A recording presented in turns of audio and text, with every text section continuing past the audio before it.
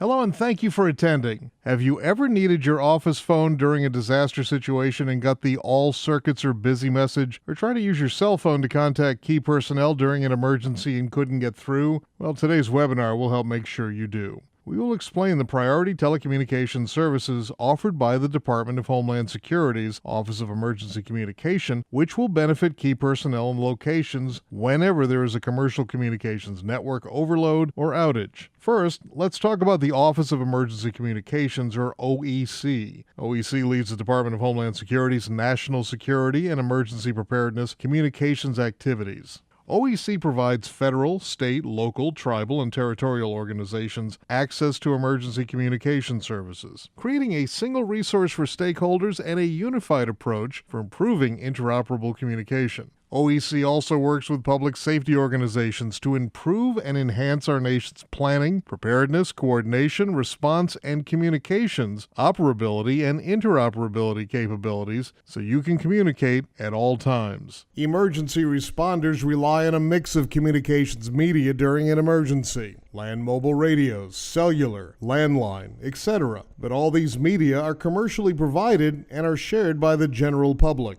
High call volumes or network outages during an emergency can even overload those networks. When that happens, you may not be able to communicate at a critical moment. Commercial communication systems are multi-billion-dollar investments. They are reliable and redundant, but you need to share them with the public. Under normal circumstances, your calls will go through because carriers designed for the busy hour, but there may be times that strain the system. So let's look at a few scenarios in which commercial network overload or outages can happen. Network overload or outages often make it difficult for emergency responders and government officials to communicate when using commercial wireless and wireline networks. Here we'll look at several scenarios where you might encounter congestion in the networks.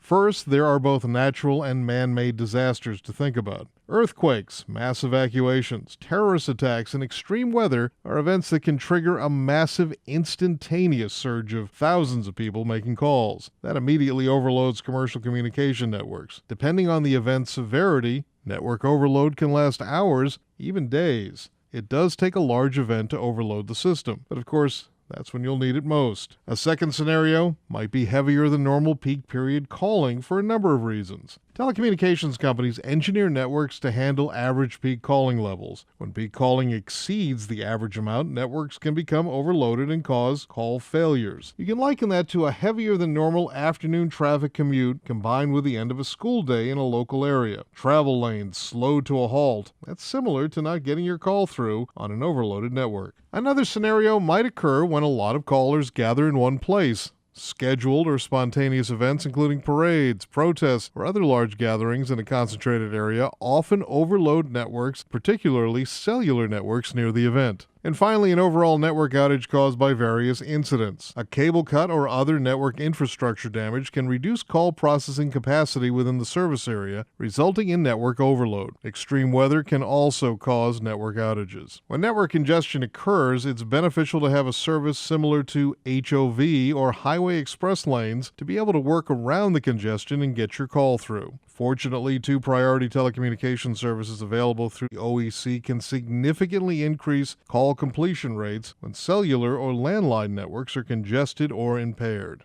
The Government Emergency Telecommunications Service, or GETS, capability has been operational since 1994. GETS includes priority enhancements in U.S. long-distance and local service provider networks nationwide. The Wireless Priority Service, or WPS, capability has been operational since 2002 on major U.S. wireless carriers. In many years of operation, GETS and WPS have supported vital communication capabilities during numerous hurricanes, earthquakes, floods, wildfires, and acts of terrorism. Now let's spend a few moments talking about GETS. So what is GETS? GETS is a priority calling card service that enhances your probability of call completion during times of landline network congestion or outage. GETS calls can be placed from virtually any telephone, including satellite phones. Authorized calls placed using landline phones and WPS-capable cell phones receive priority. There are even some GETS priority features in WPS-capable cellular networks. GETS uses the full capacity of commercial voice networks to achieve greater than 90% call completion rates at 10 times overload, often performs above 95%. OEC has issued more than 340,000 GETS cards, including cards to various public safety users and commercial infrastructure providers. Making a GETS call requires 3 simple steps. First, determine you have dial tone, then dial the universal GETS access number. Next, when prompted, enter your GETS personal identification number or PIN and the designated telephone number. Finally, the network automatically routes your call.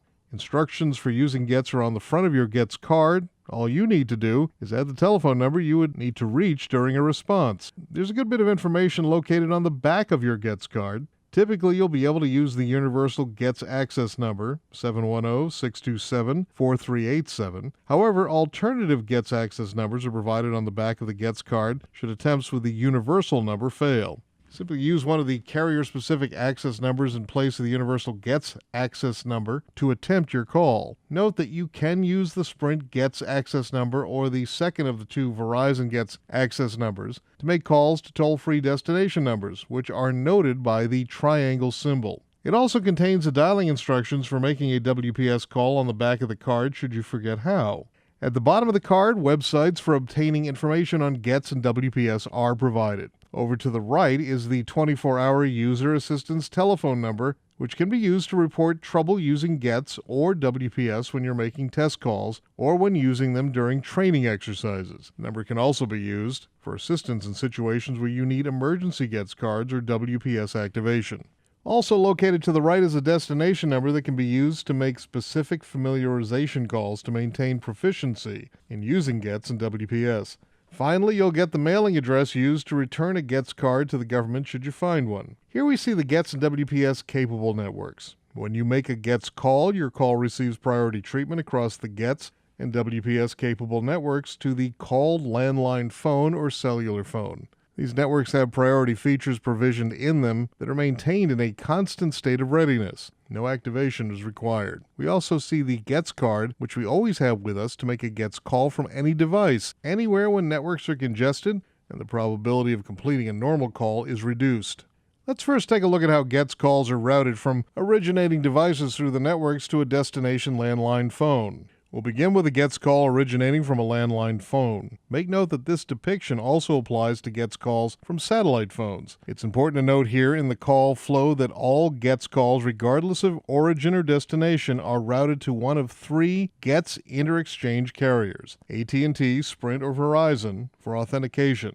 Now let's look at a GETS call originated from a cell phone. Note that the calling cellular phone does not need to have WPS to place a GETS call. Depending on whether a cellular provider is a national or regional carrier and other routing arrangements, GETS calls made on cellular networks can take alternative routes from the initial cellular mobile switching center to the GETS IXCs for authentication. Now let's look at how GETS calls are routed from originating devices through the networks to a destination cellular phone. Note that the called cellular phone does not need to have WPS to receive a GETS call. Let's begin again with a landline phone. I'll note here again that all GETS calls, regardless of origination or destination, are routed to one of 3 GETS inter-exchange carriers for authentication. Also, based on existing arrangement, calls to wireless destinations can follow alternative paths. Let's finish by looking at a GETS call originated from a cellular phone. And when you use GETS to call a cellular phone, your call receives priority treatment across the GETS and WPS capable networks. And this is very important to remember because cellular congestion or overload usually occurs on the cellular radio connection. GETS calls receive priority on the terminating radio connection to the called cellular phone. Let's review some tips and actions you can take to ensure your emergency personnel are prepared to use GETS.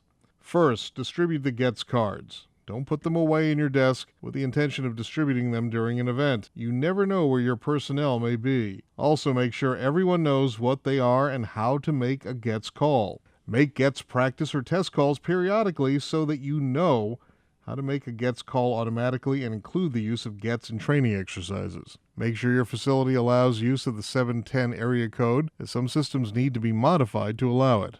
Often operation centers or teleconferences use toll-free dialing. Use the Sprint Gets access number or the second of the two Verizon Gets access numbers provided on the back of the Gets card if you're calling a toll-free destination number, as not all Gets access numbers support calling toll-free numbers. Every toll-free number has an associated regular telephone number. If you're using a Gets access number that does not support calling a toll-free destination, make sure emergency responders have the regular telephone number translation for the numbers that can be used in an emergency. Program the Gets number in cell phones and add prefix key numbers for important locations you'll need to call, such as your operations center.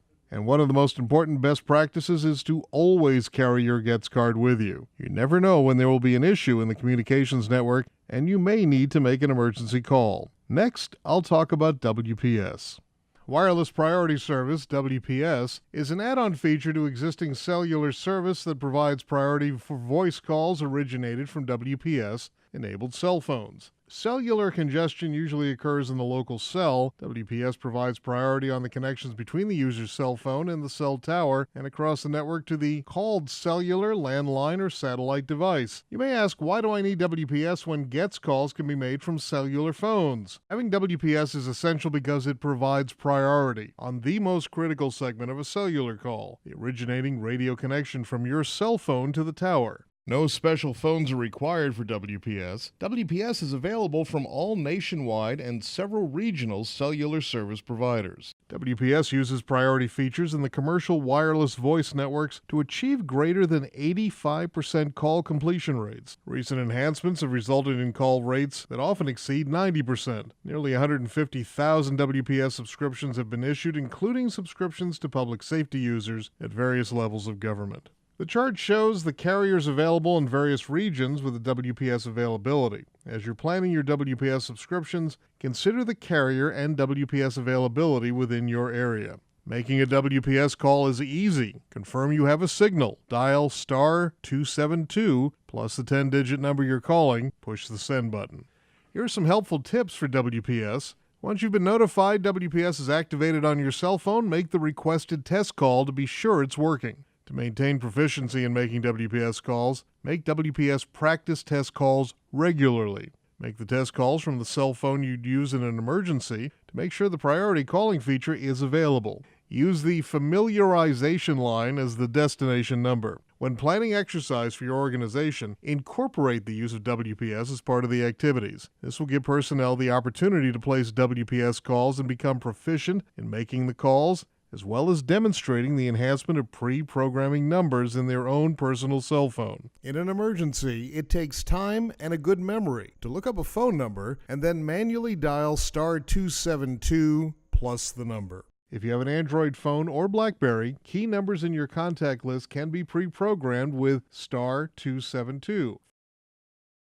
It's a good practice to pre-program your emergency numbers so WPS calls can be made with the push of a single button. For example, if you have John Smith's work 202-555-1212 in your contacts, program John Smith work 2 with *272 before the number. There may be occasions where your WPS call will not go through due to network congestion. Try using WPS plus Gets, which can improve the probability of your call completion. You can pre-program your phone to dial *272 plus 710-627-4387 plus the pause symbol plus Gets PIN, so you only need to enter the final destination number. If you make changes in your mobile phone service, make a test WPS call to the familiarization number to ensure that WPS is still activated on your phone. Report calling trouble. If you encounter a problem while using Gets or WPS when making test calls or using them during a training exercise, report it to 800-818-4387 or 703-818-4387. The numbers are also located on the back of your Gets card. And finally, there is a Gets WPS dialer app available for Android smartphones and BlackBerries. The app allows a user to make a Gets and/or WPS call to a number in the contacts list on the phone or to manually enter a destination number. To date, more than 340,000 GETS cards and nearly 150,000 WPS subscribed cellular devices have been deployed, including over 100,000 GETS and over 22,000 WPS to state, local, and tribal public safety organizations. Of these, over 800 state government and more than 5,000 local government organizations have added WPS and GETS to their toolbox of emergency communication capabilities. As public safety responders, your primary communications may be land mobile radio. However, possible uses for GETS and WPS include the functions listed on the slide. WPS and GETS have been successfully employed during regional and local responses. During Hurricane Katrina, emergency workers placed and connected 32,000 GETS and 3,200 WPS calls. During Hurricane Rita, they placed and connected 7,100 GETS and 1,000 WPS calls, and during Superstorm Sandy, 18,000 GETS, 14,000 WPS calls, all placed and connected. Let's review performance for some recent events. Hurricane Sandy, the deadliest and most destructive hurricane of the 2012 Atlanta hurricane season. Nicholas Santillo, the Director of Operations Security for American Water, reported phone communications were critical to coordinating resources, such as fuel and chemical deliveries, necessary to maintain water and wastewater operations for our 6 million customers within the areas that were hit by the storm. We used the WPS to keep our communications channels open throughout the event. And then following the Boston Marathon bombing, Matthew Metzger, Director of Operations for the Boston College Eagle EMS, commented, WPS was absolutely amazing. I was in a group of 30 people, almost all emergency responders, when the incident occurred and no one could get a line out. We could text message but not call, so I used WPS by simply dialing *272 before the destination numbers, and it connected right through. Nobody else in the group even knew about GETS WPS until that afternoon. I was a popular person that day. After the Kentucky ice storm in 2014, Richard Bartlett, GETS POC for the Kentucky Hospital Association, provided this testimonial.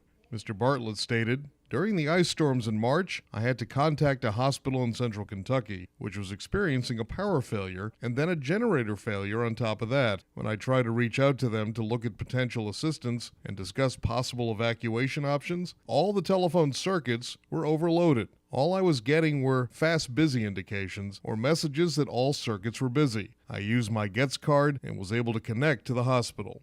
The flooding that occurred in Louisiana in August 2016, reported as a once-in-a-century weather event. Governor John Bel Edwards called the disaster truly historic. Network overload and impairment caused massive communications problems during the event. Tens of thousands lost electrical power. The 911 center was forced to relocate, and there were widespread reports of cellular and wireline outages. Willie Collins, an ESF2 communications planner, advised the OEC, "My cellular calls would not go through unless I used WPS. My calls went through. That's the bottom line. It worked really well for us." So let's now talk about how your organization can implement GETS and WPS, or if you already have some GETS and WPS services, how you can expand your program to be fully prepared. To request GETS and WPS, here's what you'll want to do. Designate a GETS WPS point of contact for your organization who has the authority to make decisions regarding GETS and WPS user authorization and administration.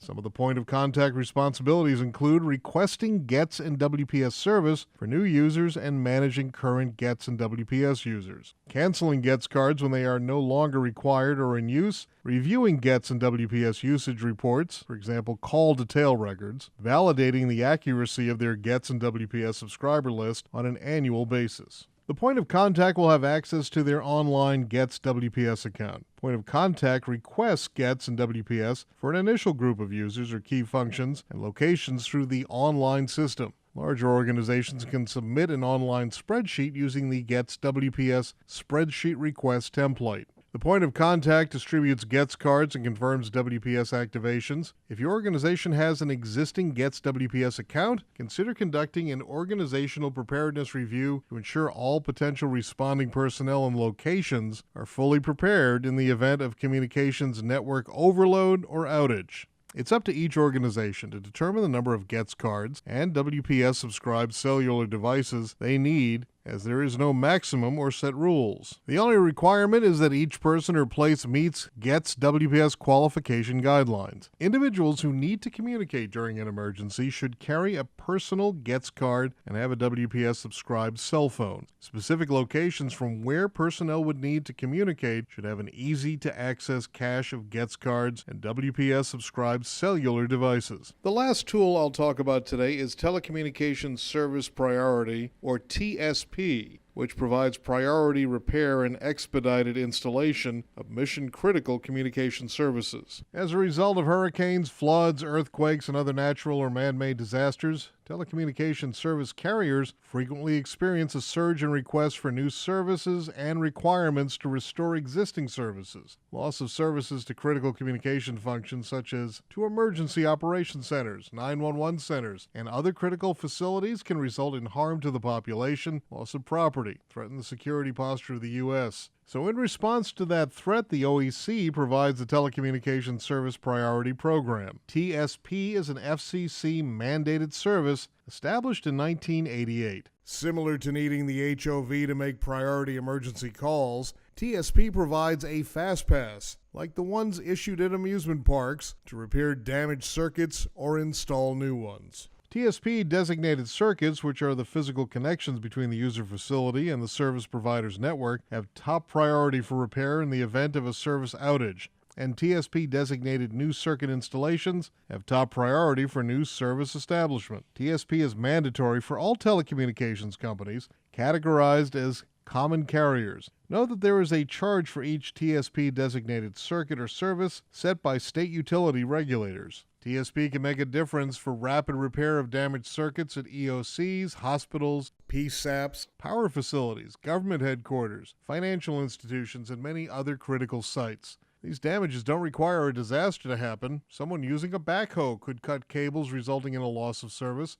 Even squirrels can cause damage to infrastructure by chewing through a cable. They've even been known to bite into a fiber optic line, knocking out a county's 911 emergency telephone service. However, TSP must be requested and assigned before an outage occurs. On a normal day, your public safety dispatch will be prioritized. Note that during the first 3 weeks after Katrina, Bell South crews were all working only TSP repairs. Priority installation reduces the time it takes to activate communication capabilities needed to support operations such as disaster response and recovery and large-scale national security events. Establishing TSP is similar to requesting GETS and WPS. The first step is to identify a TSP point of contact to request a TSP account. Next, most POCs will need to work with telecommunications staff to identify which mission-critical circuits should have TSP restoration priority and to collect the circuit-specific information needed to submit a TSP service request.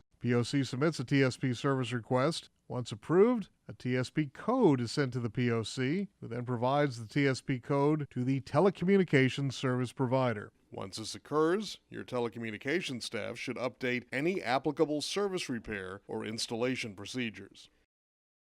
TSP restoration priority can be applied to wireline circuits, both voice and data, that support your national security or emergency preparedness mission. It should not be applied to every circuit in your organization, only the minimum necessary to continue operating. It's important to identify the critical functions and the supporting circuits. Here are some of the important best practices in working with your TSP program. First, designate primary and secondary points of contact who will be responsible for making the request for TSP services should your organization experience an outage, whether caused by weather, circuit failures, etc. There should also be a successor line of authority to be followed should the point of contact not be available. Maintain a record of all TSP codes and corresponding circuits to facilitate a quick response in case of an emergency.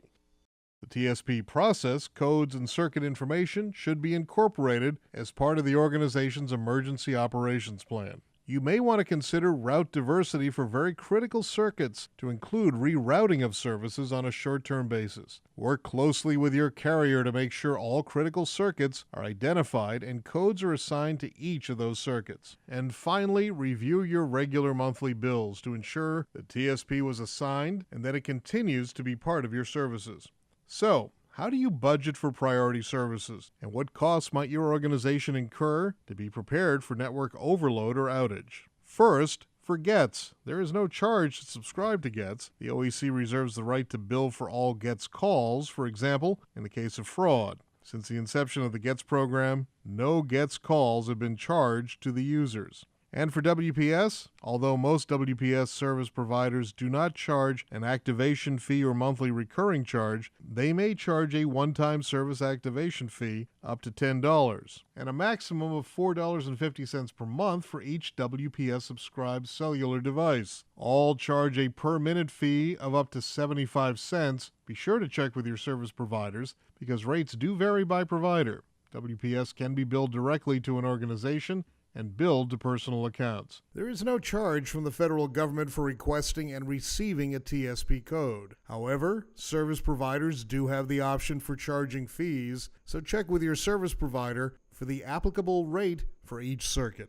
This chart just provides some examples of charges that might be incurred for registering your circuits for TSP service. Again, check with your local carriers to determine the actual charges in your service area. Listed here are OEC resources ready to help your organization be prepared should network overload or outage make it difficult for key personnel and locations to communicate at a critical moment. Websites for GETS, WPS and TSP, and the Priority Telecommunications Service Center, staffed by a knowledgeable team with years of experience helping local, state, tribal governments establish, expand, and manage priority telecommunications service programs. In addition to the Priority Telecommunications Service Center, OEC staff members are available at the numbers shown here to assist your organization.